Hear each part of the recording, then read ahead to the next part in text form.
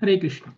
అందరికీ వెల్కమ్. ఈరోజు మనం శ్రీమద్ భాగవతంలో నుమి మహారాజు అడిగినటువంటి 4వ ప్రశ్న, ఏ విధంగా బద్ధజీవులు మాయా విముక్తులు అవ్వగలరు అనేటువంటి ప్రశ్నకి సమాధానంగా నవయోగేంద్రులు చెప్తున్నటువంటి సమాధానాన్ని మనము చూస్తూ ఉన్నాము. అందులో భాగంగా నవయోగేంద్రులు ఇంతకుముందు ప్రీవియస్ 2-3 శ్లోకాలు కనుక మనం చూసినట్లయితే, గురువును పొందాలి, ఆధ్యాత్మిక ఆచార్యుడు ఉండాలి, ఆధ్యాత్మిక ఆచార్యుడి యొక్క ఆధ్వర్యంలో మనం భక్తిని నేర్చుకొని ఆ తరువాత మనం గనక గురువుకి విశుద్ధ భక్తులకి గనక సేవ చేసినట్లయితే భగవంతుడు ప్రసన్నమై మనకి భగవంతుడే సేవను చేసే స్థితికి మనము వెళ్ళగలం, విశుద్ధ భక్తులుగా మనము మారగలము. ఆ విధంగా మనము మాయా ప్రభావం నుంచి బయటపడాలి. అందుకు మనము గురువుని దేవుడి కంటే దైవంతో సమానంగా చూడాలి. గురువుని దైవంతో సమానంగా చూడాలి. తర్వాత ఆ గురువుకి సేవ చేయాలి. అది శిష్యుడిగా మనకి గురువు పట్ల ఉండాల్సినటువంటి బాధ్యత. అంతేకాదు కొన్ని సద్గుణాలని అలవాటు చేసుకోవాలి. శాస్త్ర నియమాల ప్రకారంగా కర్మలు చేయాలి. ఇలాంటివన్నీ కూడా కొన్ని విషయాలు చెప్పడం అనేటువంటిది జరిగింది. ఎప్పుడైతే శాస్త్ర నియమాల ప్రకారం కర్మలు చేయాలి అని చెప్పారో, ఒక్కొక్క స్థాయిలో ఉన్నవాళ్ళు ఒక్కొక్క రకమైనటువంటి కర్మలు చేస్తారు. అట్లీస్ట్ పాపకర్మలు అయితే చేయకూడదు. పాపకర్మలు మనల్ని సత్వగుణంలో లేనటువంటి వాళ్ళు మాత్రమే చేస్తారు. రజోగుణం తమో గుణంలో ఉన్నటువంటి వాళ్ళు పాపకర్మలు చేస్తారు. ఆ విధంగా పాపకర్మలు మనల్ని జంతు జీవితానికో లేకపోతే నరక లోకాలకో తీసుకువెళ్ళిపోతాయి. అలాంటి పరిస్థితి రాకుండా మనము శాస్త్ర నియమానుసారం, శాస్త్రం చెప్పబడేటువంటి విధంగా, అంటే కర్మ, అకర్మ, వికర్మ అని 3 రకాలు ఉన్నాయి.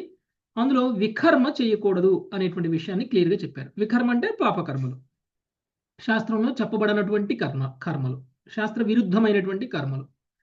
ఇక శాస్త్రం ప్రకారంగా చేసేటువంటి కర్మల్లో 2 రకాలు, ఒకటి కర్మ, 2 అకర్మ. కర్మ మనల్ని బంధిస్తుంది, కానీ అకర్మ మనల్ని బంధించదు. యాక్చువల్గా మీనింగ్, అకర్మకి మీనింగ్ ఏంటంటే కర్మ చెయ్యకుండా ఉండడం. అంటే పాపకర్మ, పుణ్యకర్మ, అసలు ఏ కర్మ చేయకుండా ఉండడం, ఇది దాని మీనింగ్. కానీ ఏ కర్మ చేయకుండా అనేటువంటిది ఒక మానవ సమాజంలో సాధ్యం కాదు. ఏ జీవికి కూడా సాధ్యం కాదు. ఏ కర్మ చేయకుండా ఉండడం అనేటువంటిది సాధ్యం కాదు. మరి అలాంటప్పుడు పుణ్యకర్మ కూడా మనల్ని బంధిస్తే, పాపకర్మ కూడా మనల్ని బంధిస్తే, పాపకర్మ అయితే మనం చేయకూడదు, పుణ్యకర్మలు చేస్తూ చేస్తూ ఉంటే కొంతకాలానికి మనము భక్తులుగా మారేటువంటి అవకాశం ఉంది. మరి భక్తులుగా మారితే అది అకర్మ అవుతుంది. ఆ తర్వాత మనం కర్మ మానేయడం కాదు, కర్మ చేసినప్పటికీ భక్తులుగా భగవదర్పితంగా మనం కనుక కర్మలు చేసినట్లయితే అప్పుడు మన అన్నీ కూడా అకర్మలుగా మారిపోతాయి. ఇంతకు ముందు చేసినట్లే ఇప్పుడు చేస్తాము, కాకపోతే ఇంతకు ముందు మనల్ని కర్మబంధనాలకు గురి చేస్తే ఇప్పుడు మనకి కర్మబంధనం రాకుండా ఉంటుంది. ఈ విధంగా శాస్త్ర నియమానుసారం కర్మలు చేయాలి.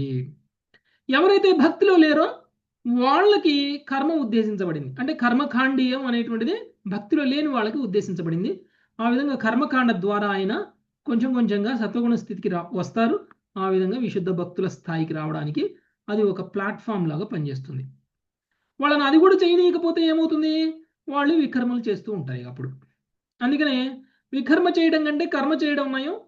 కర్మ చేసినటువంటి వ్యక్తి ఏదో ఒక రోజు, అంటే కర్మ అంటే పుణ్యకర్మ చేసినటువంటి వ్యక్తి ఏదో ఒక రోజు విశుద్ధ భక్తి స్థాయికి వచ్చి ఆ కర్మలు చేసేటువంటి స్థాయికి వస్తారు. ఇది మనం తెలుసుకున్నటువంటి విషయం ఇప్పటి వరకు కూడా. ఆ విధంగా జీవుడు కొంచెం కొంచెంగా పురోగమిస్తూ భౌతికమైనటువంటి మాయాశక్తి నుంచి విముక్తుడు కావడానికి అవకాశం ఉంటుంది. ఇంకా కొన్ని శ్లోకాల్లో నవయోగీంద్రులు ఏ విధంగా ఈ బాహ్యశక్తి అనేటువంటి మాయాశక్తి నుంచి ఎలా బయటపడాలి అనేటువంటిది చెప్తున్నారు. ఈరోజు 27-28 శ్లోకం చూద్దాం. హైమవతి మాతాజీ. శ్రవణం కీర్తనం ధ్యానం హరేరద్భుత కర్మణః. శ్రవణం కీర్తనం ధ్యానం హరే అద్భుత కర్మణః. జన్మ కర్మ గుణానాం చ తదర్థే కిల చేష్టితం. జన్మ కర్మ గుణానాం చ తదర్థే కిల కర్మ చేష్టితం. ఇష్టం దత్తం తపోజప్తం వృత్తం యచ్చాత్మనః ప్రియం. తం దత్తం తపోజప్తం వృత్తం యచ్చాత్మన ప్రియం. ధారాన్ సుతాన్ గృహాన్ ప్రాణాన్ యత్పరస్మై వినివేదనం. దారాన్ సుతాన్ గృహాన్ ప్రాణాన్ యత్ పరస్మై నివేదనం. మనుజుడు భగవానుని అద్భుతమైన దివ్య కర్మలను వినవలెను, కీర్తించవలెను, ధ్యానించవలెను. దేవదేవుని జన్మము, కర్మలు, గుణములు, పవిత్ర నామముల పట్ల విశేషముగా అతడు రతుడై ఉండవలెను. ఈ విధముగా ప్రేరేపితుడై అతడు తన దైనందిన కార్యములన్నింటినీ భగవదర్పణముగా వనరించవలెను. యజ్ఞమును, దానమును, తపస్సును కేవలము భగవత్ ప్రీత్యర్థమే అతడు వనరించవలెను. అట్లే భగవానుని కీర్తించని మంత్రములనే అతడు జపించవలెను. అన్ని వ్రతములను భగవదర్పణముగా చేయవలెను. ప్రీతికరమైనది లేక భోగ్యవంతమైనది ఏది ఉన్నను శీఘ్రమే దానిని అతడు భగవంతునికి సమర్పించవలెను. చివరకు భార్యాపుత్రులను, గృహమును, ప్రాణమునైనను అతడు భగవత్ చరణార విందముల చెంత సమర్పించవలెను. భాష్యంపై శ్రీల ప్రభుపాదకి జై. భగవద్గీత 9వ అధ్యాయం 27వ శ్లోకమందు శ్రీకృష్ణ భగవానుడు ఇట్లా ఆజ్ఞాపించి ఉన్నారు. యత్కరోషి యదస్నాసి యజ్జుహోషి దదాసి యత్త పశ్యసి కౌంతేయ తత్కురుష్వ మదర్పణం. ఓ కౌంతేయ, నీవు ఏది వనరించినను, ఏది భుజించినను, ఏది హోమం చేసినను, ఏది దానం మోసుగినను, ఏ తపస్సు ఆచరించినను వాటన్నిటినీ నాకు అర్పణముగా వనరింపుము. ఈ శ్లోకమునను శ్రీల ప్రభుపాదుల వారు ఇట్లా వ్యాఖ్యానించింది కనుక ఎట్టి పరిస్థితి ఎందును శ్రీకృష్ణ భగవానుని మరువకుండానట్లుగా జీవితమును మలుచుకుంటా ప్రతి ఒక్కరి కర్తవ్యము. దేహ పోషణము కొరకు ప్రతి ఒక్కరూ కర్మ చేయవలసి ఉన్నందున తన కొరకు కర్మ చేయమని శ్రీకృష్ణుడు ఇక్కడ ఉపదేశించుతున్నాడు. జీవనమునకై ప్రతి ఒక్కరూ ఆహారమును భుజింపవలను కనుక కృష్ణునకు నైవేద్యం పెట్టిన ఆహారముని ప్రసాద రూపమున భుజించవలను. నాగరిక మనుజుడు ధర్మ కార్యములను తప్పక వనరింపవలసి ఉన్నందున దానిని నా కొరకే చెయ్యము అని శ్రీకృష్ణుడు ఉపదేశించుచున్నాడు. అదియే అర్చనము. ప్రతి ఒక్కరూ ఏదే ఒక దానిని దానమిచ్చడి స్వభావం కలిగి ఉందరు కనుక దాని నాకే వసగము అని శ్రీకృష్ణుడు పలుకుతున్నాడు. అనగా అధికముగా ప్రోగపడిన ధనమును మనుజుడు కృష్ణ చైతన్యోద్యమ ప్రచారమునకై వినియోగించవలను. ధ్యానము ఈ యుగమునకు ఆచరణ యోగ్యము కానిదైనను జనులు దాని యందే నేను ఎక్కువగా మక్కువను కలిగి ఉన్నారు. కాని ఎవరేని హరే కృష్ణ మహామంత్రమును జపమాలపై జపించుచు శ్రీకృష్ణుని 24 గంటలు ధ్యానింపగలిగినచో భగవద్గీత ఎందలి షష్టమాధ్యమున వివరింపబడినట్లు నిజముగా గొప్ప యోగి కాగలడు. కృష్ణ భక్తి పట్ల ఆకర్షితులయ్యే పలువురు వ్యక్తులు తమ గత కర్మల ద్వారా సంపాదించినట్టి భౌతిక సంపత్తులచే, యశస్సుచే లేదా ప్రావీణ్యముచే మోహగ్రస్తులగుచుందరు. గత కర్మల వలన సంప్రాప్తమైనట్టి ఐశ్వర్యములన్నింటినీ మనుజుడు దేవదేవునికి అర్పణముగా వాడవలనని ఈ 2 శ్లోకములు సూచించినట్లు శ్రీల జీవగోస్వామి తెలిపిరి. యశస్సును, విద్యను, ధనాదులను మనుజుడు భగవంతుని కార్యములు చేయుటకే వాడవలను.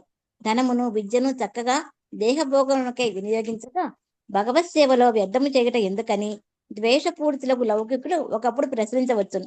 కానీ వాస్తవమునకు దేహముతో పాటు మనకున్నదంతయు తుట్టతుకు భగవంతుని సొత్తే. అతడే సమస్త జగత్తునకు సృష్టికర్త, పోషకుడు, లయకారకుడు. కనుక మనుజుడు తన నామమాత్ర సంపత్తులను భగవత్ సేవలో వినియోగించి ధన్యుడు కావలను. లేనిచో భగవద్గీత చెప్పబడినట్లు మృత్యువు సర్వహరత్సాహం. మరణ సమయమున భగవానుడు మృత్యు రూపమున ప్రకటమై మన సంపత్తులను హరించివేయగలడు. కనుక ఇంకనూ మనము జీవించి ఉన్నప్పుడే అట్టి సంపత్తులను ప్రశాంతముగా దేవదేవుని చరణకమలములకు సమర్పించి అట్టి సమర్పణము యొక్క పుణ్యఫలమును అనుభవింపవచ్చు. మనుజుడు ఏకాదశి వ్రతం వంటి వ్రత నియమమును పాటించవలనట తపహ అను పదమునకు అర్థమని శ్రీల విశ్వనాథ చక్రవర్తి ఠాకూర్ తెలిపిరి. ఏకాదశి వ్రతమునందు నెలకు 2 మారులు అతడు ధాన్యము, పప్పు దినుసులను తినకుండును. ఇక జపం అను పదము హరే కృష్ణ కృష్ణ కృష్ణ హరే హరే, హరే రామ రామ రామ హరే హరే అను భగవన్నామ జపకీర్తనను సూచించును. సమస్త పరివారమును భగవద్భక్తులుగా మార్చడం ద్వారా మనుజుడు భార్య, సంతానము, గృహమును భగవంతునికి సమర్పించినట్లు కాగలదని శ్రీల విశ్వనాథ చక్రవర్తి ఠాకూర్లు తెలియజేసిరి. నామమాత్రముకు సంఘ ప్రతిష్టను పొందే యత్నములో గర్భితులగుటకు బదులుగా కుటుంబమంతయు తాము భగవంతుని నిత్యదాసులమని ఎరుగుటలో శిక్షణను పడేవలెను. ఆ రీతిగా పరివారమంతయు భగవత్ సేవకు అంకితమైనప్పుడు ఒక అత్యంత సుందరమైన పరిస్థితి తయారు కాగలదు. మానవుడు భాగవత ధర్మ విధానములోనికి దీక్షితుడు కానిచో తన స్థూలేంద్రియముల ద్వారా సంపాదించినట్టి అనిశ్చిత జ్ఞానంపై ఆధారపడవలసి వచ్చునని శ్రీల భక్తి సిద్ధాంత సరస్వతి ఠాకూర్ తెలియజేసిరి. భగవంతుని యొక్క నిత్యముకు జన్మలు లీలలు అసంఖ్యాకములకు దివ్యగణముల యొక్క ఉదాత్తముకు వర్ణలను ఉపేక్షించిన వాడై శ్రద్ధారహితుడైన లౌకికుడు లౌకిక భోగ స్థాయిలో పరిభ్రమించుండును. కానీ ప్రామాణిక వేదవాద్మయములో వర్ణింపబడిన రీతిగా దేవదేవుని యొక్క నిజమైన తత్వమును అవగతము చేసుకున్నచో మనుజుడు త్రిదండ సన్యాసమును స్వీకరింపవచ్చును. లేదా కనీసము అతడు మనస్సు వాక్కు దేహమును నియంత్రించి ఆత్మ నిగ్రహపరుడై పరతత్వమునందు సుస్థిరుడు కావచ్చును. అప్పుడు అతని సమస్త కోరికలు దానము తపస్సు జపము వేరు మాటల్లో అతడి ఇల్లు సంతానము భార్య ప్రాణం అన్నియును దేవదేవునికి హృదయపూర్వకమగు సమర్పణము కాగలవు. జీవుడు దేవదేవుని గురించిన ప్రామాణిక వర్ణనలను నిరంతరము శ్రవణం చేయుచు ఇతర కర్మలను విడనాడి భగవత్ సేవ ఎందే తన సమస్త కర్మలను జోడించినప్పుడు భాగవత ధర్మ స్థితిలో నెలకొన్నవానిగా భావింపబడును. హరే కృష్ణ ప్రభు. దండాత్ ప్రణామం. ప్రభుజీ ఇంటర్వ్యూ అయిపోయింది ప్రభుజీ నాకు. తర్వాత మాట్లాడదాం మొదలు. ఓకే. సో భక్తుడు ఇంతకు ముందు చెప్పుకున్నట్లు కర్మల ద్వారా ఏ విధంగా బంధ విముక్తుడు కావాలి అనేటువంటిది ఇంతకు ముందు శ్లోకంలో మనం చెప్పుకున్నాం. సో ఇక్కడ అద్భుతమైనటువంటి దివ్య కర్మలను వినాలి. శ్రవణం కీర్తనం స్మరణం అనేటువంటిది మనకి ఇక్కడ చెప్తున్నారు. ఓకే, శ్రవణం కీర్తనం స్మరణం భక్తిలో ఉన్నటువంటి ప్రధానమైనటువంటి 9 విధానాలు ఏవైతే ఉన్నాయో ప్రహ్లాద్ మహారాజ్ చెప్పినట్లు అందులో శ్రవణం కీర్తనం స్మరణం అనేటువంటిది మనం నిత్యం చేయాల్సినటువంటి విషయం. ఓకే. సో శ్రవణం అంటే ఇప్పుడు మనం మామూలుగా జపం చేసేటప్పుడు భగవంతుడి యొక్క నామాన్ని మనం జపం చేస్తూ మనం శ్రవణం కూడా చేస్తాం. అలానే శ్రీమద్ భాగవతాన్ని భగవద్గీతని శ్రవణం చేస్తాం. ప్రతిరోజు మనకి ఇది ఒక నిత్యం చేయాల్సినటువంటి కర్మ. నిత్యం భాగవత సేవే ఉంది అందుకే. ఓకే, ప్రతిరోజు శ్రవణం. కీర్తనం అంటే కీర్తించాలి, భగవంతుడిని కీర్తించాలి. ఏం కీర్తించాలి? భగవంతుడి యొక్క దివ్యమైనటువంటి కర్మలను కీర్తించాలి. దివ్యమైనటువంటి కర్మలని శ్రవణం చేయాలి, దివ్యమైనటువంటి కర్మలని కీర్తించాలి. ఆ తర్వాత ఏవైతే కర్మలని కీర్తిస్తామో ఏవైతే కర్మలని శ్రవణం చేస్తామో అవే కర్మలని మనము స్మరణం కూడా చేయాలి, మెడిటేషన్ కూడా చేయాలి, ధ్యానం కూడా చేయాలి. ఎప్పుడైతే అలా చేస్తామో అప్పుడు దేవదేవుడి యొక్క జన్మ కర్మ గుణము పవిత్ర నామముల పట్ల విశేషముగా అతడు రతుడై ఉండవలెను. భగవంతుడికి సంబంధించినటువంటి వాటి మీద చాలా రతుడై ఉండాలి. ఆ విధంగా ప్రేరేపితుడే అతడు తన దైనందిన కార్యక్రమములన్నింటినీ భగవదర్పణముగా ఉనరించవలెను. చేసే ప్రతిదీ కూడా భగవంతుడి స్పృహతో భగవంతుడికి అర్పణగా కర్మలన్నీ కూడా చేయాలి. మనకి భగవద్గీతలో 9.27 చెప్పారు, నీవు ఏది వనరించినను, ఏది భుజించినను, ఏ హోమం చేసినను, ఏ దానం చేసినను, ఏ తపం చేసినను నాకు అర్పణగా చెయ్యి అని అన్నారు కృష్ణుడు. అంటే కృష్ణుడికి అర్పించినటువంటిది ఏది ఇంక మన దగ్గర ఉండకూడదు. అందుకనే మనకి పెద్దవాళ్ళు చిన్నప్పుడు మనం చూస్తే మనం ఏది కొత్త తీసుకొచ్చినా కానీ పసుపు రాసి భగవంతుడికి అర్పిస్తారు కదా. అది ఏ వస్తువైనా సరే, అది సైకిల్ అయినా, బైక్ అయినా, కార్ అయినా, కొత్త బట్టలైనా, బంగారపు వస్తువులైనా, ఏ విలువైన అయినా ఏదైనా సరే మనం భగవంతుడికి అర్పిస్తారు. అది ధార్మికంగా అంటే ఒక రకంగా చూస్తే సాంప్రదాయపరంగా మనకి వస్తున్నటువంటి అలవాటు. కానీ అది ఈ మధ్య కాలంలో అది పోయింది. ఒకప్పుడు అలా చేసేవాళ్ళు, ఇప్పుడు అలా చేయట్లేదు. మర్చిపోయారో లేకపోతే ఒక రకంగా చూస్తే మన తల్లిదండ్రులు చేస్తే మనం చేస్తాం, మన తల్లిదండ్రులు చేయకపోతే మనం చెయ్యం. దీనివల్ల ఏమవుతుందంటే అందుకనే మనం మన పిల్లలకి ఇవన్నీ నేర్పాలి. ఇప్పుడు మనం నేర్పలేదనుకోండి, ఆ తర్వాత తరం వాళ్ళు ఎవరు కూడా ఇలాంటివన్నీ చెయ్యరు. ఇప్పుడు కొంతమంది, ఆల్మోస్ట్ కొంతమంది చేస్తున్నారు, కానీ చాలామంది చేయట్లేదు ఇప్పుడు ఇలా. కానీ అర్పణగా చేసినప్పుడు ఎవరికి అర్పించాలి? శ్రీకృష్ణ భగవానుడికి అర్పించాలి. దేవాది దేవుడు అయినటువంటి శ్రీకృష్ణ భగవానుడికి అర్పించాలి. మనకి జీతం వచ్చినా కానీ మొదటి నెల జీతం రాగానే చెక్కు తీసుకెళ్ళి దేవుడి దగ్గర పెట్టాలి. తర్వాత అకౌంట్లో వేసుకోండి. కానీ ముందు దేవుడి మీద పెట్టండి. ఓకే, మరి మాకు డైరెక్ట్గా అకౌంట్లో పడుతున్నాయండి, మేము ఏం చేయాలి అని అనొచ్చు. అవును ప్రభు. ఆ? ఏం చేయాలి మాతాజీ? అదే సందేహం వచ్చింది ప్రభుజీ అంటున్నా. అయినా కానీ ఫస్ట్ జీతంలో దాంట్లో ఏదో కొంత తీసి పెట్టి భగవంతుడికి ఇవ్వాలి దేవుడి ప్రభు. దగ్గరే పెడతాం ప్రభుజీ. ఫస్ట్ జీతం కాదు మాతాజీ, ప్రతి జీతం. ప్రతి నెల కూడా ఏది ముందు కొన్నా కానీ నెల కూడా కొంత తీసి ఇవ్వాలి ఏది ప్రభు. కొన్నా కాదు, జీతం వచ్చినా. అంటే జీతం ఇంటికి రాదు కదా, బ్యాంక్ లో ఉంటది కాబట్టి ఏదో ఒకటి కొనుక్కొస్తారనమాట. పాస్బుక్ పెట్టండి. ఓకే, అది బెస్ట్. సో ఈ విధంగా సమస్తం ప్రతి నెల కొన్ని పెట్టాలి ప్రభుజీ దేవుడి దగ్గర. ఆ? ప్రతి నెల కొన్ని డబ్బులు పెట్టాలి దేవుడి దగ్గర. కొన్ని కాదు, మొత్తం. మొత్తమా? అంటే అవి దేవుడికే ఉంచాలి, అట్లా కొన్ని పెట్టి అది దేవుడికే ఉంచుతాం అట్లా. అట్లా కాదు, దేవుడికి అర్పించి ఇది నీ డబ్బు, నీకు సేవ నీ కార్యాల చేయడం కోసం, కోసం. నీకు సేవ చేయడం కోసమే మేము బ్రతుకుతున్నాము, కాబట్టి మేము బ్రతకడం కోసం నీ దగ్గర నుంచే తీసుకుంటున్నాం. అంటే రోజు ప్రసాదం అర్పించినట్టు మొత్తం మనమే తింటాం కొంచెం అట్లా. దేవుడు. అట్లా. ఓకే, భగవంతుడి డబ్బు అని మనం గమనించగలిగితే చాలు. ఇది మనది కాదు, భగవంతుడు మనకి ఇచ్చారు అని మనం భగవంతుడి ముందు చెప్పుకోగలిగితే చాలు.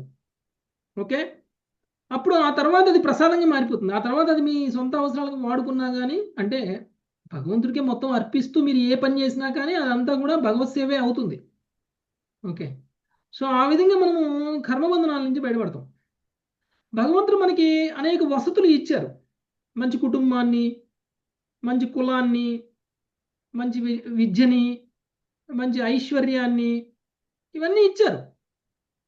వీటన్నిటినీ మనం కేవలం ఇంద్రియభోగం కోసం మాత్రమే వాడేసి భగవంతుడినే పక్కన పెట్టేస్తే దానివల్ల మనం కర్మబంధనాల్లోకి వెళ్ళిపోతాం. దానివల్ల సరి అయినటువంటి విధానం కాదు. అందుకని భగవంతుడు నువ్వేం చేసినా నాకు అర్పించు అని అంటున్నారు. అంటే కృష్ణుడికి లేక కాదు, లేదా కృష్ణుడు మన సొమ్ము మీద ఆశపడి కాదు. ఎందుకు కృష్ణుడు నాకు అర్పించు అంటున్నారు? నాకు అర్పించు అనడానికి ముఖ్య ఉద్దేశం ఏమిటి అని అంటే, మన మీద అంత ప్రేమను చూపిస్తున్నటువంటి కృష్ణుడు మనం కర్మబంధనాల్లో పడితే ఆయన సంతోషపడరు. మనల్ని కర్మబంధనాల నుంచి విముక్తులను చేయడం కోసం కృష్ణుడు తాపత్రయపడుతున్నారు. అందుకని చాలా మందికి కృష్ణుడి యొక్క తత్వం గురించి అర్థం కాని వాళ్ళు కృష్ణుడు మొత్తం అర్పిమంటున్నారు, మరి మేమేం తినాలి అనుకుంటారు కదా. కృష్ణుడికి ఎప్పుడైతే అలా అర్పించి తీసుకుంటామో అది ప్రసాదంగా మారిపోతుంది. ప్రసాదం తిన్నటువంటి మనకి ఎలాంటి కర్మబంధనము రాదు. ఓకే, అదే అకర్మగా మారిపోతుంది.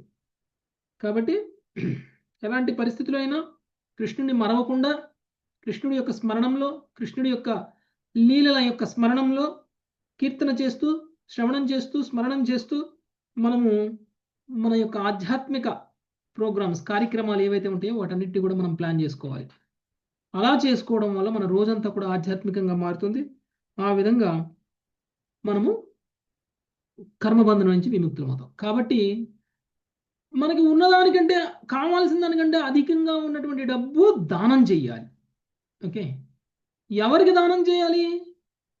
కృష్ణుడికి దానం చేయాలి.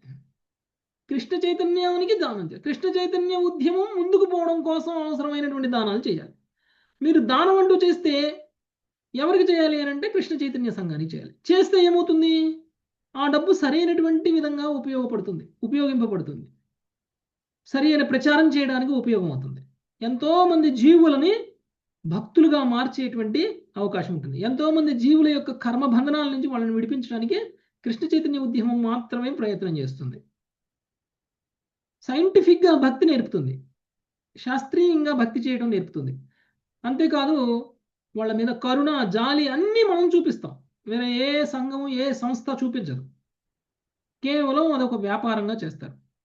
ఇంతెందుకు ఈ మధ్య భాగవత ప్రవచనాలు చేసేవాళ్ళు కూడా డబ్బులు తీసుకుంటారు కదండి.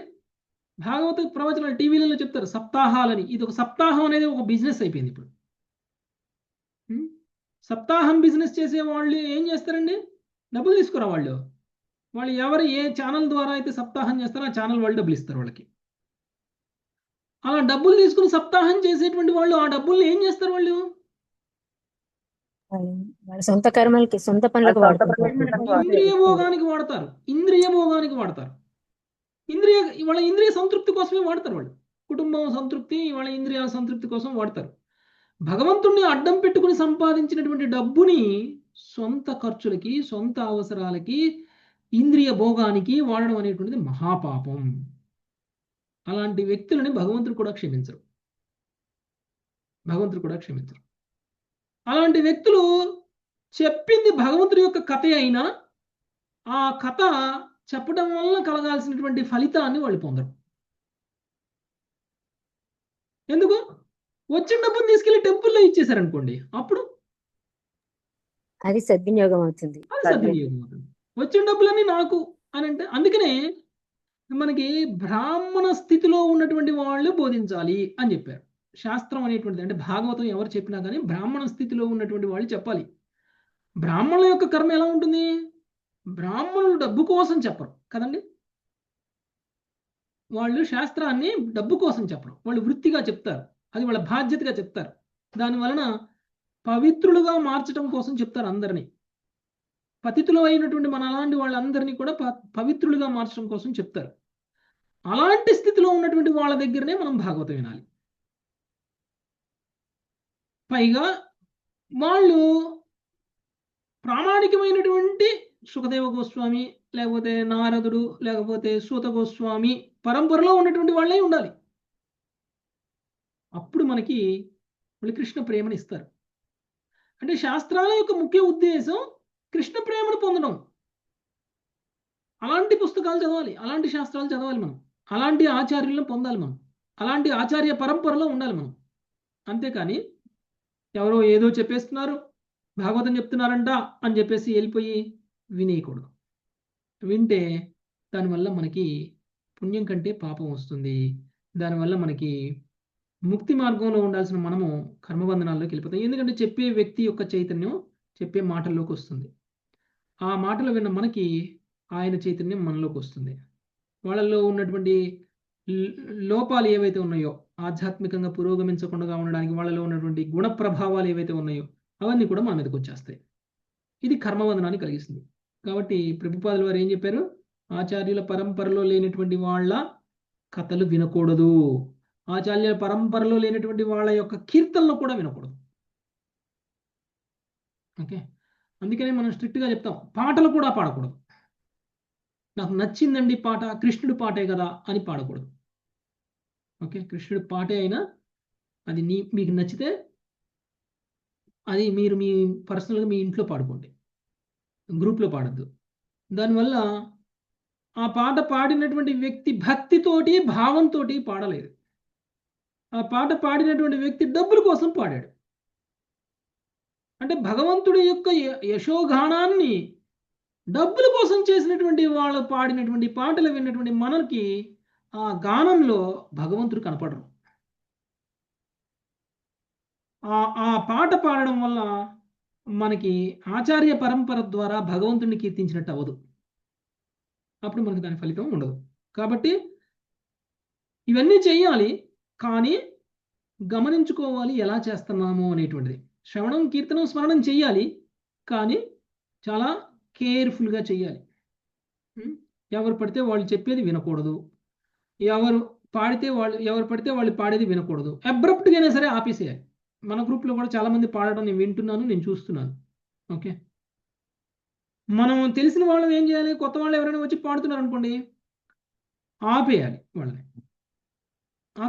వాళ్ళకి నచ్చినా నచ్చకపోయినా మనకు సంబంధం లేదు, ఆపేయాలి. ఎందుకంటే దానివల్ల మనకు వచ్చే లాభం లేదు, పాడిన వాళ్ళకి వచ్చే లాభం కూడా లేదు. ఓకే, సో చాలాసార్లు మనం ఇది చర్చించాము. కానీ మన పరంపరలో ఎంతో మంది ఆచార్యులు ఎన్నో రాశారు కీర్తనలు, వేల కీర్తనలు ఉన్నాయి. మన పరంపరలో కీర్తనలు లేకపోతే కదా మనం బయట నుంచి అద్దె తెచ్చుకోవడానికి, కొనుక్కొచ్చుకోవడానికి కదా. మన పరంపరలో ఉన్నటువంటి కీర్తనలు నేర్చుకోండి, చాలా చక్కగా మనము భగవంతుడి యొక్క సేవ అనేటువంటిది పరంపర ద్వారా చేయొచ్చు. అదే ప్రామాణికం. ఎందుకంటే పాటల ద్వారా తత్వం బయటకు వస్తుంది, పాటల్లో తత్వం ఉంటుంది. మనము ఒక సిద్ధాంతాన్ని నమ్ముతున్నాం, మనము ఒక తత్వాన్ని శ్రద్ధగా నమ్ముతున్నాం. అలాంటప్పుడు మనం పాడే పాట ఇంకొక రకంగా పాడితే, ఇంకొక తత్వాన్ని బోధించే విధంగా ఉంటే అగౌరవపరిచినట్లే మన సాంప్రదాయం. అగౌరవపరిచినట్టయితే, పరంపరనే అగౌరవపరిచినట్లు అవుతుంది. అంతేకాదు మనకి జ్ఞానం కూడా రాదు. సో అందుకని పాటలంటే ఏదో మెలోడీ అనుకోకూడదు. పాటలంటే తత్వం కూడా. భగవంతుని కీర్తించేటువంటివే పాటలు. భగవంతుడికి సంబంధించినటువంటి పరమ సత్యాలని పాటల రూపంలో చెప్తారు. అలాంటప్పుడు అలాంటి పాటల్లో ఉండే తత్వం, మనకి ప్రభుపాదలు చెప్పినటువంటి తత్వం వేరువేరైనప్పుడు దానివల్ల ప్రయోజనం ఉండదు. కాబట్టి మనము అన్ని కూడా ఆచార్యుల పరంపరలో ఉన్నటువంటి వాటిని వినాలి, శ్రవణం చేయాలి, కీర్తన చేయాలి, అన్ని చేయాలి. ఓకే, ఇక మనం ఏం చేసినా కృష్ణుడికి అర్పించాలి అన్నారు కదా. సో దానం గురించి మాట్లాడుకున్నాం. తపస్సు అంటే ఏకాదశి వ్రతాలు ఇలాంటివన్నీ కూడా చేయాలి. ఓకే, ఇంకా ఏది భుజించినా కానీ భగవంతుడికి అర్పించిందే భుజించాలి.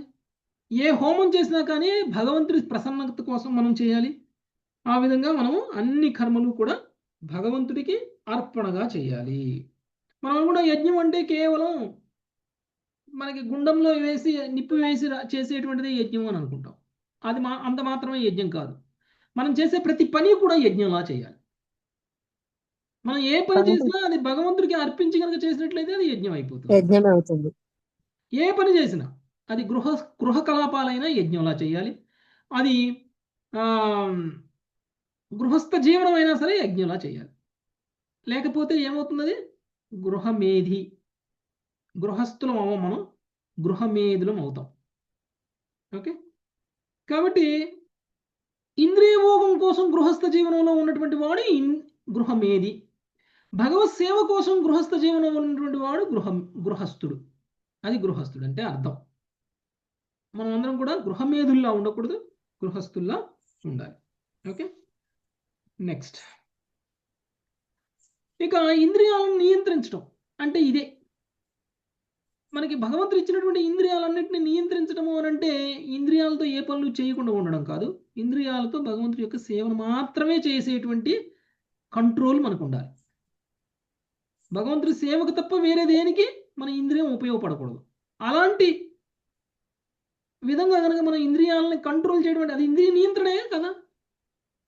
ఇంద్రియ నియంత్రణ అంటే ఏమి తినకుండా ఉంటాం కాదు. ఇంద్రియ నియంత్రణ అంటే ఎప్పుడు ఎంత తినాలి, ఎప్పుడు ఏమి తినొచ్చు, ఏమి తినకూడదు, భగవంతుడికి అర్పించిందా కాదా, అర్పించకపోతే నేను తినను, అర్పిస్తేనే తింటాను, ఇది నియంత్రణ. ఓకే, ఈ విధంగా మనం ఇంద్రియాలన్నింటినీ కూడా నియంత్రణలో ఉంచాలి. చివరికి మనకు ఉన్నటువంటి సమస్తాన్ని అర్పించాలి అని అంటే ఏమేమి అర్పించాలి ఇంకా అంటే భార్యలని పిల్లలని కూడా, భార్య పిల్లలను కూడా భగవంతుడికే అర్పించాలి. అంటే మన కుటుంబ సభ్యులందరినీ కూడా భగవంతుడి యొక్క సేవలో ఉపయోగించాలి.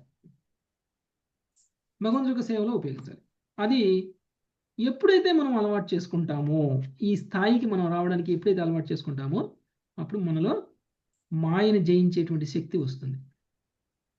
మనల్ని మాయ ఏం చేయలేదు. ఈ కుటుంబం భక్తుల కుటుంబం అని మాయ గడప దగ్గర నుంచి వెళ్ళిపోతుంది బయటికి. అందుకని మనం గడప బయటనే ఒక హరే కృష్ణ మహామంత్రాన్ని పెట్టేసేయాలి.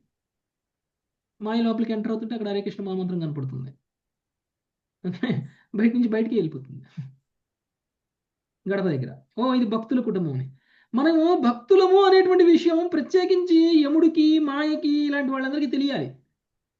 అందుకనే మనం బోర్డు వేసుకోవాలి, పబ్లిసిటీ చేసుకోవాలి, మేము భక్తులము అని. ఎలా చేయాలి ఆ పబ్లిసిటీ? పైన నామం పెట్టుకోవాలి, తులసిమాల వేసుకోవాలి, కంటిమాల వేసుకోవాలి, హరే కృష్ణ మహామంత్రాన్ని జపించాలి, తిలకం పెట్టుకోవాలి. మన ప్రొఫైల్ పిక్చర్ లో కూడా మంది కాదు ఉండాల్సింది, కృష్ణుడిది ఉండాలి, ఆధ్యాత్మిక గురువు ఉండాలి. భక్తులతో ఉన్న ప్రాబ్లమే ఇది కదా. ఎవరు వీళ్ళు అని వాళ్ళ ప్రొఫైల్ పిక్చర్కి వెళ్ళి చూద్దామంటే అక్కడ కృష్ణుడే కనపడతాడు. వాళ్ళు ఎవరో కూడా తెలుసుకోలేము మేము. పలానా మాతాజీ అంటే ఆ మాతాజీ ఎవరు, ఎక్కడో పేరు వస్తుంది కానీ మనిషి ఎవరో గుర్తు రావట్లేదు, ఎవరు అని ప్రొఫైల్ పిక్చర్కి వెళ్ళి చూద్దామంటే అక్కడ కూడా కృష్ణుడే కనపడతారు. సో భక్తుల పేర్లు తెలుస్తాయి మనకి, కానీ ముఖాలు తెలియవు. ఎందుకంటే అందరి ముఖాలు కృష్ణుడి ముఖాలే. సో ఆ విధంగా అంటే అందరికీ తెలియాలి, మనం భక్తులము అనేటువంటి విషయం అందరికీ తెలియాలి. అప్పుడే అలా అని అందరూ అంగీకరించినంత ఇదిగా కూడా ఉండకూడదు. మనం అందరూ అంగీకరించేలా ఉండాలి. ఓకే, అంగీకరించేలా ఉంటూనే, వాళ్ళు నచ్చే విధంగానే మనం ఉంటూనే వాళ్ళకి మనం ప్రచారం చేసే విధంగా మనము ఉండాలి. ఓకే, సమస్తాన్ని అంటే ఆత్మ నివేదనం చేయడం అంటే ఇది కదా. సమస్తాన్ని అర్పించడం అంటే బలి మహారాజు లాగా. బలి మహారాజు ఏమైనా ఉంచుకున్నాడా? తన రాజ్యాన్ని కూడా ఇచ్చేశాడు. ఏమైనా ఉంచుకున్నాడా? సమస్తాన్ని ఇచ్చేశాడు. అప్పుడు ఏమైంది? బలి మహారాజుకి మొత్తం కోల్పోయాడా? లేదు, సుతల లోకంలో ఆయనకి స్థానాన్ని ఇచ్చారు. మళ్ళీ ఆయనకి కాపలా ఉంటారు వామనుడు. భగవంతుడే కాపలాగా స్వయంగా సేవకుడు అయ్యాడు. మనం అనుకుంటాం మొత్తం అర్పించండి అంటున్నారు, మేమేం తినాలి అని అనుకుంటాం. నన్ను అడిగారు, లోకాన్ని ఇచ్చేశారు. బలి మహారాజు సర్వస్వం అర్పించేశాడు. ఇంకా అర్పించడానికి ఏమీ లేకపోతే తన శరీరాన్ని అర్పించేశాడు, తనకు తానే అర్పించేసుకున్నాడు. అలాంటి బలి మహారాజుకి భగవంతుడు స్వయంగా సేవకుడు అయ్యారు, కాపలాదారు అయ్యారు. అది నెక్స్ట్ 29వ శ్లోకం. నాగలక్ష్మి. హరే కృష్ణ ప్రభుజీ.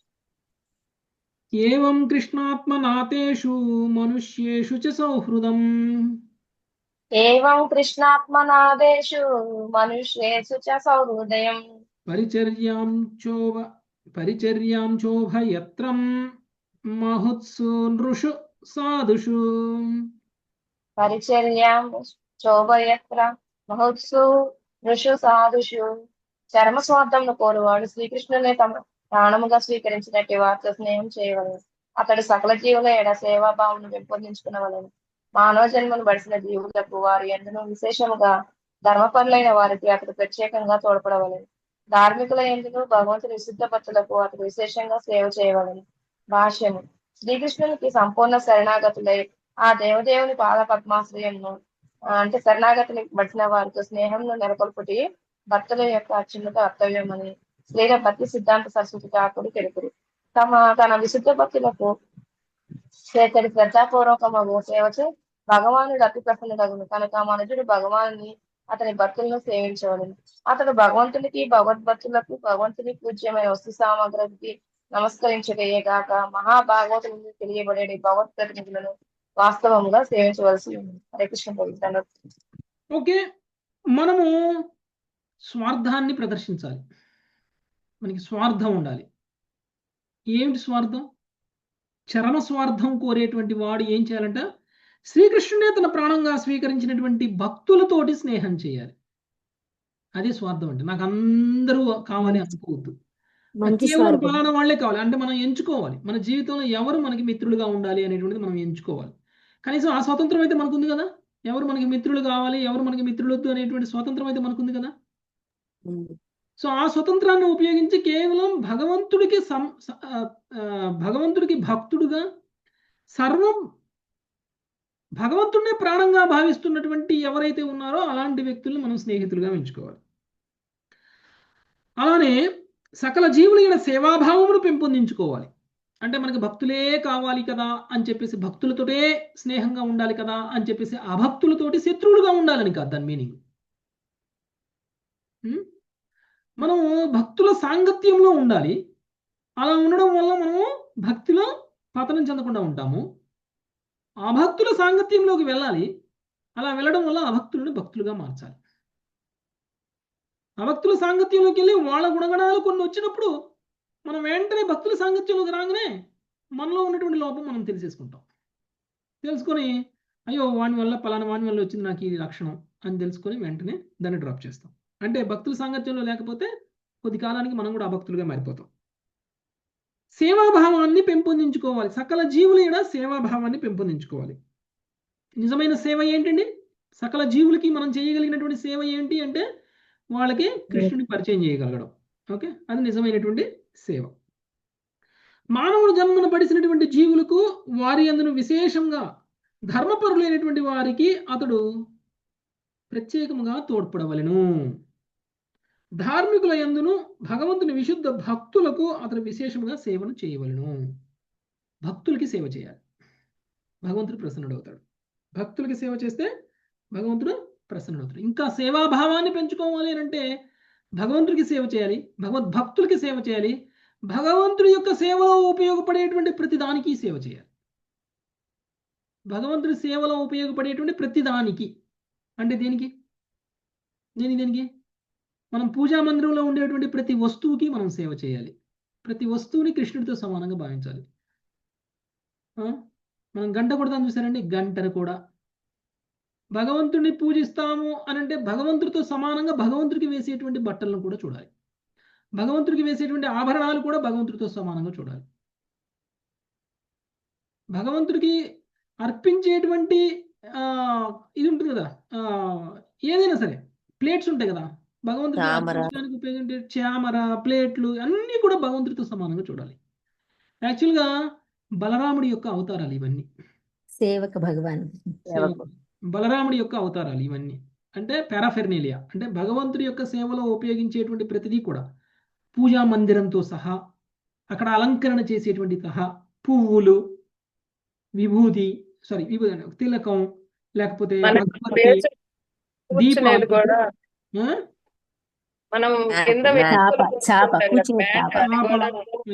నిలబడే చాప, అన్ని కూడా బలరాముడి యొక్క అంశాలు, బలరాముడి యొక్క అవతారాలు. ఓకే, అవన్నిటి కూడా బలరాముడిలా చూడాలి మనం. వాటన్నిటిని కూడా మనం పూజించాలి, వాటన్నిటిని కూడా చాలా గౌరవించాలి. ఎక్కడ పడితే అక్కడ పడేయకూడదు, ఎలా పడితే అలా పడేయకూడదు. ఓకే, వాటన్నిటిని కూడా చాలా గౌరవంగా చూడాలి. అది బలరాముడు సంతోషిస్తారు. బలరాముడు సంతోషిస్తే ఏం జరుగుతుందో తెలుసు కదండి మనకి. గురువుని కనుక తృప్తి పరిస్తే డైరెక్ట్ కృష్ణ ప్రేమకి డైరెక్ట్ యాక్సెస్ అనమాట. ఓకే, మధ్యలో ఎక్స్టెన్షన్స్ ఏం లేవు.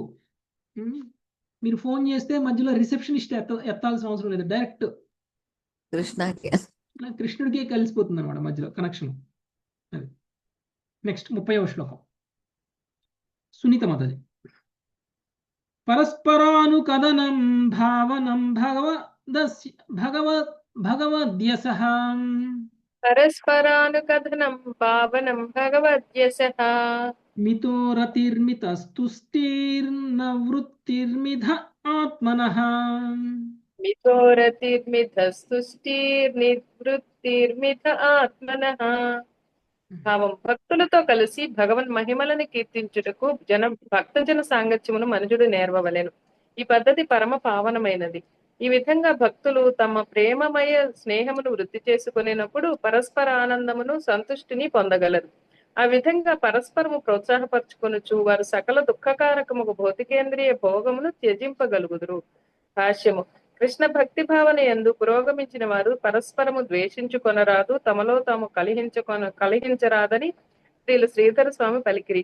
అట్టి లౌకిక భావనలను త్యజించి వారందరూ ఒక చోట కలిసి పరస్పర పవిత్రీకరణకై భగవన్ మహిమలను కీర్తించవలెను.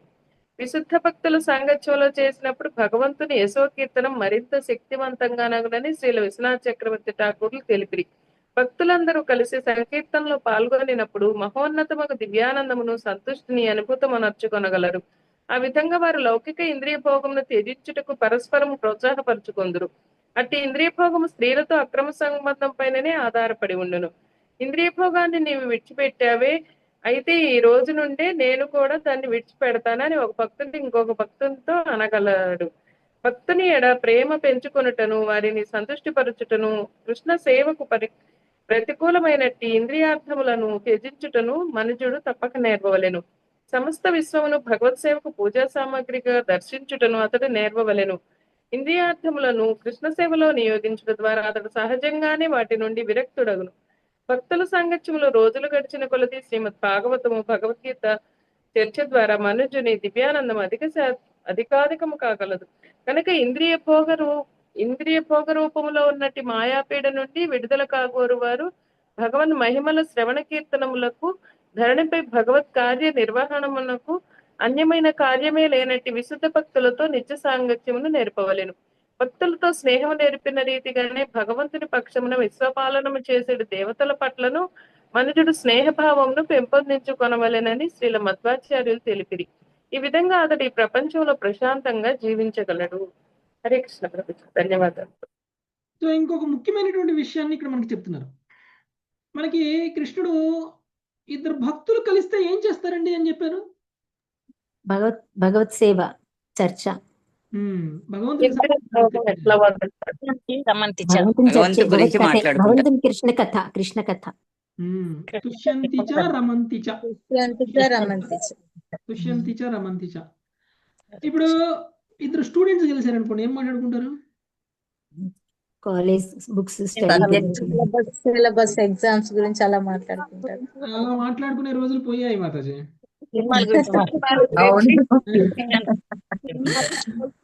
క్రికెట్ గురించి మాట్లాడుకుంటారు.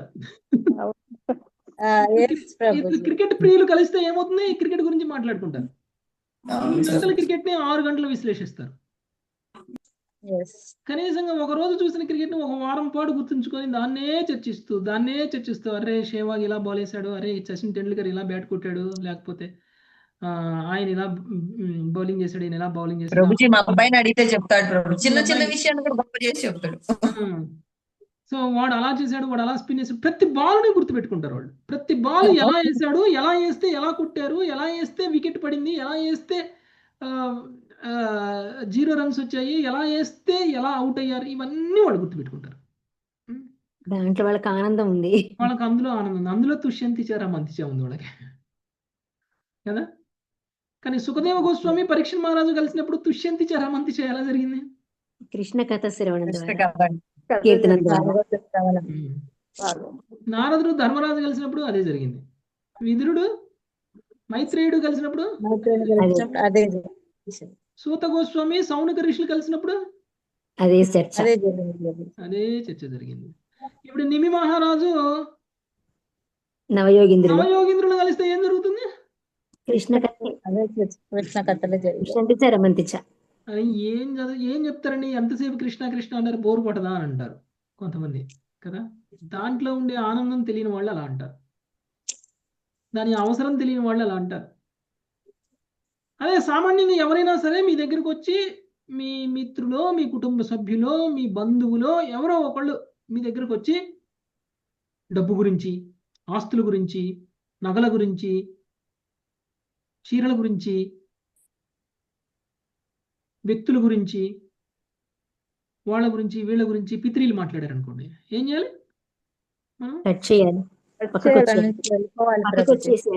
ఇంకొకసారి అలాంటి మాటలు వాళ్ళు మన దగ్గర మాట్లాడకుండా ఉండే విధంగా మన బాడీ లాంగ్వేజ్ ఉండాలి. మనం ఏం తిట్టకూడదు, కొట్టకూడదు. 3 రోజులు నాకు అదే పరిస్థితి ప్రభుజీ. నేను కృష్ణుడి గురించి చెప్పను, వాళ్ళు దాని గురించి చెప్పను. జపం చేయమంటే చాలు ప్రభు, వెళ్ళిపోతారు, వెళ్ళిపోతారా? చాలా ఈజీగా. ఎవరైతే ఈవెన్ కుటుంబ సభ్యులతో సహా ఎవరైతే కేవలం భౌతికంగానే మాట్లాడతారో అలాంటి వాళ్ళు మనకి శత్రువులుగా భావించాలి. అలాంటి వాళ్ళకి చాలా దూరంగా ఉండాలి. కేవలం భౌతికంగానే మాట్లాడతారో, ఎవరైతే కేవలం ఆధ్యాత్మికమైనటువంటి విషయాలు మాట్లాడతారో వాళ్ళే మన జీవితంలో ఉండాల్సిన వాళ్ళు, వాళ్ళే మన జీవితానికి అవసరం, వాళ్ళే మన శ్రేయోభిలాషులు, వాళ్ళే మన మిత్రులు, వాళ్ళే మన కుటుంబ సభ్యులు. రక్తం పంచుకొని పుడితేనే కుటుంబ సభ్యుడు ఎవరు? రక్త సంబంధం ఉంటేనే కుటుంబ సభ్యులు ఎవరు? రక్త సంబంధంతో లేదు. ఎవరైతే భక్తులో వాళ్ళే మన కుటుంబ సభ్యులు, భగవద్ బంధువులే, ఆత్మబంధువులు. వసుదైక కుటుంబం కదా, అందరూ ఒకే ఫ్యామిలీ, అందరిది ఒకే ఫ్యామిలీ. ఎప్పుడైతే మన చైతన్యం మన నేరోగా ఉంటుందో అప్పుడు మన 4 గోడల మధ్య ఉన్న వాళ్ళే మన కుటుంబ సభ్యులు అని అనుకుంటాం. ఎప్పుడైతే మన చైతన్యం కృష్ణ చైతన్యంలోకి వస్తుందో అప్పుడు అందరూ మన కుటుంబ సభ్యులే. మీరు చూడండి మధురై వచ్చినప్పుడు చూశారు, ఎవరినైనా ఒక మాట విన్నారా? సొంత ఫ్యామిలీలా భూలోక వైకుంఠంలో ఉంది ప్రభు. మధురై వెళ్ళినప్పుడు, లేకపోతే టెంపుల్స్ కి వెళ్ళినప్పుడు, లేకపోతే మాయాపూర్ వెళ్ళినప్పుడు, బృందావన్ వెళ్ళినప్పుడు చూడండి ఎలా ఉంటారు. అక్కడ వాతావరణమే వేరు, అసలు జగమే వేరు, ఆ లోకమే వేరు. ఇంకా వాళ్ళ నోట్లోంచి ఏది భౌతికమైన విషయాలు రావు. వాళ్ళకి కృష్ణ కథే వస్తుంది. మా ఇంటికి శ్రీహరి ప్రభు వస్తుంటారు, రెగ్యులర్గా వస్తుంటారు. ఓకే, మార్నింగ్ టు ఈవినింగ్ నాతో మాట్లాడుతూనే ఉంటారు. ఏం మాట్లాడతారు? కృష్ణ కథే.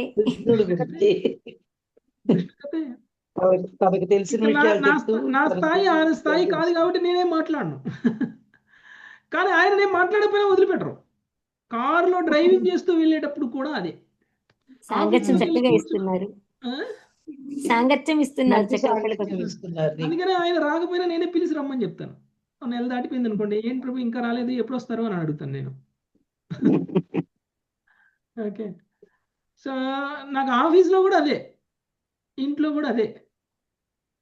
ఆయన ఉంటే, ఆయన లేకపోతే నేను ఫుల్ భౌతికం అయిపోతా. అందుకే వస్తుంటారు అందుకని ఆయన వస్తే ఆనందం. అందుకనే భక్తుల్ని కలిస్తే ఆనందంగా ఉంటుంది. భక్తుల్ని కలిస్తే చాలా ఆనందంగా ఉంటుంది. నేను చాలా విషయాలు ఆయనతో మామూలుగా చర్చించినప్పుడు జరిగే విషయాలు, చాలా విషయాలు మీకు భాగవతం క్లాస్లో చెప్తాను, నా సొంత విషయాల్లాగా. ఆయన నుంచి నేర్చుకున్న విషయాలు, ఆయన నుంచి తెలుసుకున్న విషయాలు, చాలా విషయాలు నేను భాగవతం క్లాస్లో చర్చిస్తూ కూడా జరుగుతుంటుంది. అంటే చాలా కొత్త కొత్త విషయాలు తెలుస్తుంటాయి భక్తులతో మాట్లాడితే, బోరేం అనిపించదు, కొత్త కొత్త విషయాలు తెలుస్తుంటాయి. కాబట్టి భక్తుల సాంగత్యంలో ఉంటే భక్తులు మనం పతనం చెందుతున్నా పతనం చెందనివ్వరు. వాళ్ళు అడుగుతారు, ఏం సర్వరాజ్య మాతాజీ మీరు ఎందుకు చాంటింగ్కి లేట్గా జాయిన్ అవుతున్నారు, ఏమైంది రాధారాణి మాతాజీ మీరు ఎందుకు చాంటింగ్ జాయిన్ అవ్వలేదు అని అడుగుతాను నేను. అడుగుతాను లేదా? అమ్మ రేపు ప్రభుజీ అడుగుతారేమో అనే ఉద్దేశంతోనే చాంటింగ్ మొద్దునే 5 స్టార్ట్ చేస్తాం. మనం జపం కంప్లీట్ చేస్తాం. మన సాధన అయిపోయిందా లేదా? ఎప్పుడైనా సరే నేను మిమ్మల్ని ఎప్పుడైనా సరే పర్సనల్ కలిసాను అనుకోండి, ఏమండి మీ సాధన ఎలా జరుగుతుందని అడుగుతాను. అంతేగాని మీరు ఎన్ని ఆస్తులు పోగు చేశారండి, ఎన్ని ఫిక్స్డ్ డిపాజిట్లు చేశారండి, ఎన్ని స్థలాలు కొన్నారండి అని నేను అడగను మిమ్మల్ని. ఓకే, ఏమంటే మీ సాధన ఎలా జరుగుతుందని అడుగుతాం. మీ సాధనలో ఏమైనా కష్టాలు ఉన్నాయా, మీ సాధనలో మీరు ఎదుర్కొంటున్నటువంటి కష్టాలు ఏంటి అని అడుగుతాం. రోజు మీ ఆధ్యాత్మిక కర్మలు ఎలా ఉన్నాయి, భాగవతం ఎంతసేపు ఉంటున్నారు, భాగవతం ఎంతసేపు చదువుతున్నారు, మీరేం ప్రచారం చేస్తున్నారు, మీరు భక్తిలో పురోగమించడానికి మీరేం చేస్తున్నారు, ఇవన్నీ అడుగుతాం.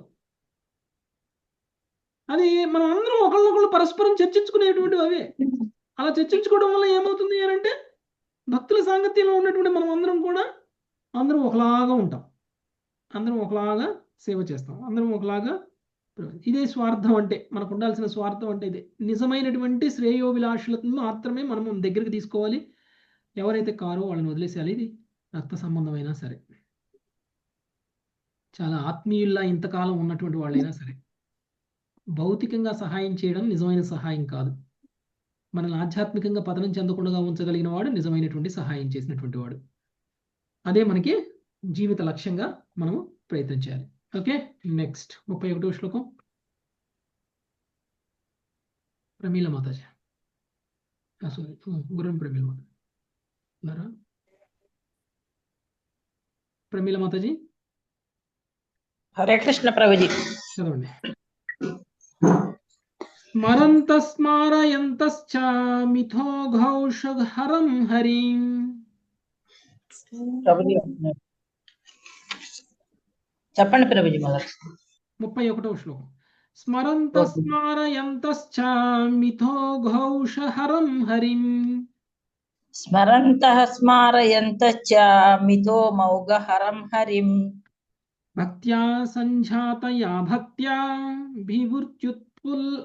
బిభుత్యుర్పులకాంతనుం. భక్త్యా సంజాతయా భక్త్యా బిభర్తుత్పులకాంతనుం. భగవద్భక్తులు నిరంతరము తమలో తాము భగవన్మహిమలను చర్చించుకొనుచుందురు.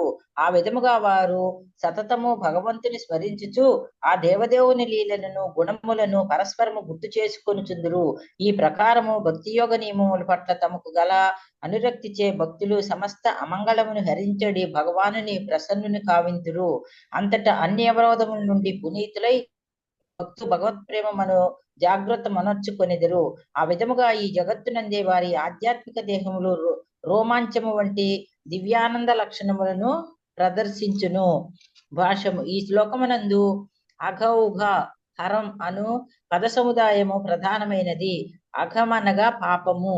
జీవుడు వాస్తవమునకు సచ్చిదానంద విగ్రహుడు, నిత్యుడు, జ్ఞానానంద పూర్ణుడు అయినను దేవదేవుడకు శ్రీకృష్ణునితో గల తన నిత్య సంబంధమును ఉపేక్షించిన వాడై పాపము చేసి పాప ఫలముగా దుఃఖమును అనుభవించును.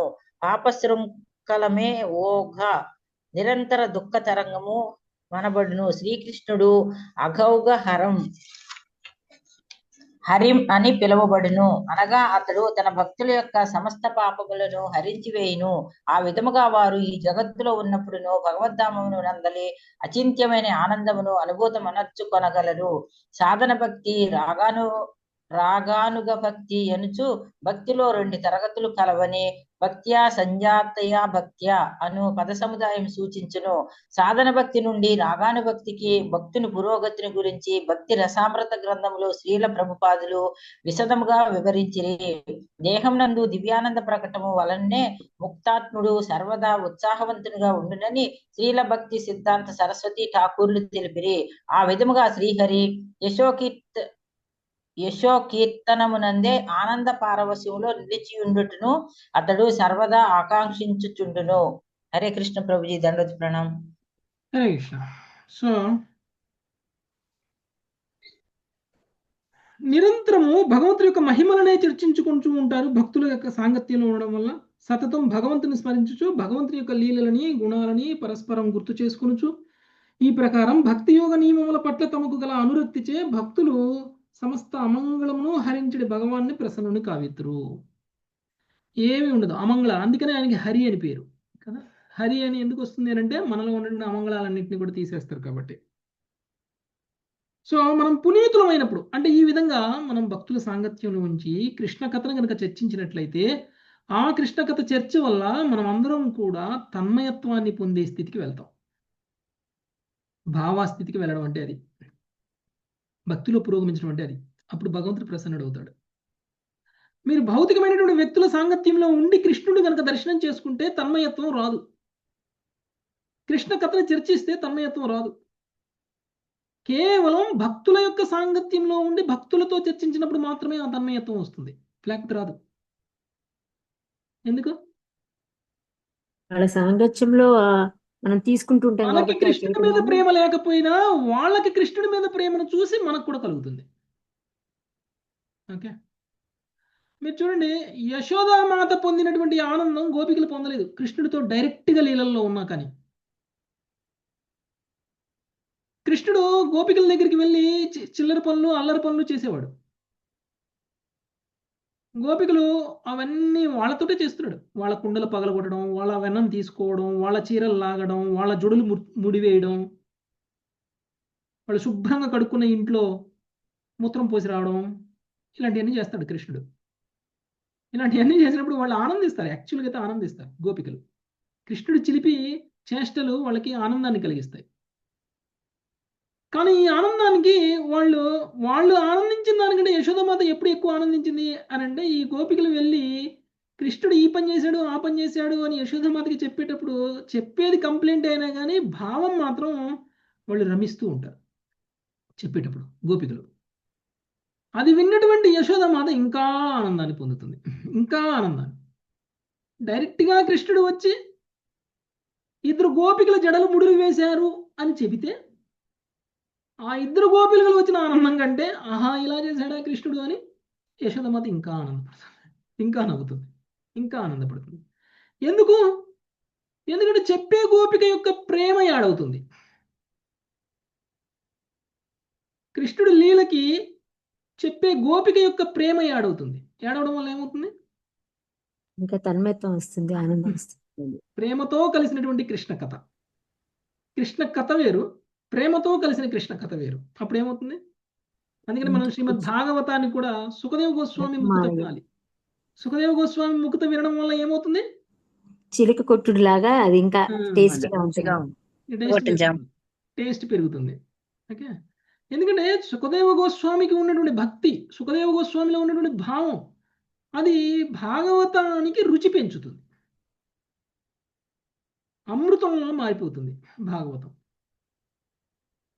అందుకని భక్తుల ముఖత మనం కృష్ణ కథను వింటే, భక్తుల సాంగత్యంలో మనం గనక ఇవన్నీ చేసినట్లయితే మనకి అష్టసాత్విక వికారాలు వచ్చే విధంగా తన్మయత్వాన్ని పొందుతాము.